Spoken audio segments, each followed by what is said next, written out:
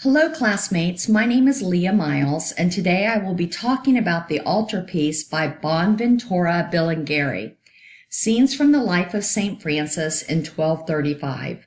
The sources used for this talk are from our textbook, Culture and Values, and a lecture from Dr. Beth Harris and Dr. Stephen Zucker of the Khan Academy. On the screen is a picture of the famous altarpiece. In the center of the piece is a large religious man depicting St. Francis. He is facing the viewer so that the viewer can directly speak to him. Then on both sides are scenes from his life. I have always been fascinated with the unique abilities of good storytellers, which include altarpieces. Early pieces of art similar to this were known as legends.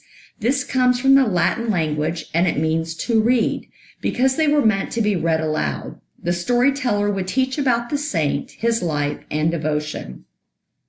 Today we have many great storytellers. They can be our friends, mentors, parents, and famous icons. Some of my favorite storytellers are Anne Rice, Ralph Ellison, and John Maxwell. Yes, a diverse and dynamic bunch. However, they all possess the unique ability to mesmerize your attention and engage your emotions to make you feel their story. Our very own Pastor Todd calls us all to be great storytellers on our walk with Christ. What a powerful challenge that truly pulls at my heartstrings. Not only do I love the tradition of storytelling and its historical importance to our social and economic status of today, I equally enjoy seeing these altarpieces. One of my favorite places in the world is the American Southwest. Within their historical structures, hidden in the desert of New Mexico, Arizona, and Texas, one can discover tucked away altarpieces. They are very detailed pieces of art. Some, well most, frankly, are a little creepy to me, but are truly fascinating and tell stories. So who and why is St. Francis important to talk about? You may already know St. Francis. Many people have yard statues with St. Francis with a bird on his shoulder. Does it look familiar? This statue is true of St. Francis, and he did preach to the birds. St. Francis grew up with wealthy parents and lived a privileged lifestyle. He served in the youth militia and was captured for ransom. Obviously, this was a traumatic period in his young life and led to his turning point. After this, he led a life of prayer and self-denial. Within time, he would give away all of the property and material possessions he had to live a life of total poverty. He would preach throughout the world, including the Middle East. On his journey, he attracted followers of his simple lifestyle.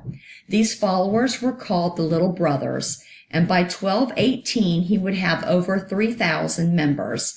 I believe they embodied the quote in Galatians 5:13, "You, my brothers and sisters, were called to be free, but do not use your freedom to indulge the flesh. Rather serve one another humbly in love." Now you know who he was, but why was he important? First, his preaching style was mendicant, which stems from begging. It became a mobile ministry in newly emerging European cities. This allowed his reach to be significantly larger than in rural or small communities. Second, he believed the gospel could be literally followed. He preached and lived by the principles given to us by God. For example, he was poor and preached to take care of the poor. Third, he preached and gave gratitude for all God's creations and love. He instructed his followers and strangers alike to praise God for all that he created and provided. As our textbook notes, some scholars argue that the impact of Francis's vision on the imagination of European culture was a remote cause of the Renaissance preoccupation with the natural world and the close observation of nature. This altarpiece was painted by Bonaventura Bilingeri. He was born in 1228 during the Gothic period and was a painter from Lucca, Italy. He died at the approximate age of 46. Bonaventura painted several panels and wall paintings in Italy between 1235 and 1244. By far, this is his most famous work. The panel from the St. Francis altarpiece setting was in the province of Tuscany, central Italy. Another famous work is Madonna and Child. This altarpiece is painted in Timawa on a wood panel in popular Greek style called Byzantine.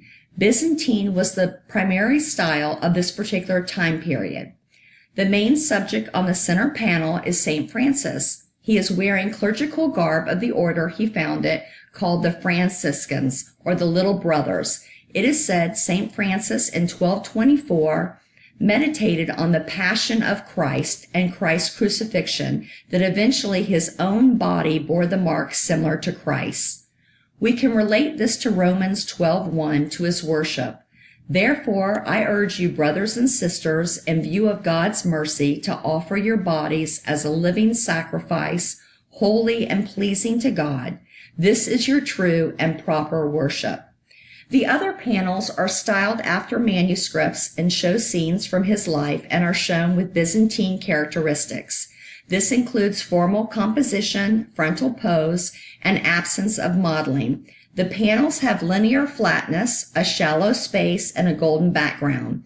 If you look closely, these panels show more emotion than the center panel of St. Francis. In addition, they show the roles of his religious order of teaching, traveling, and self-denial.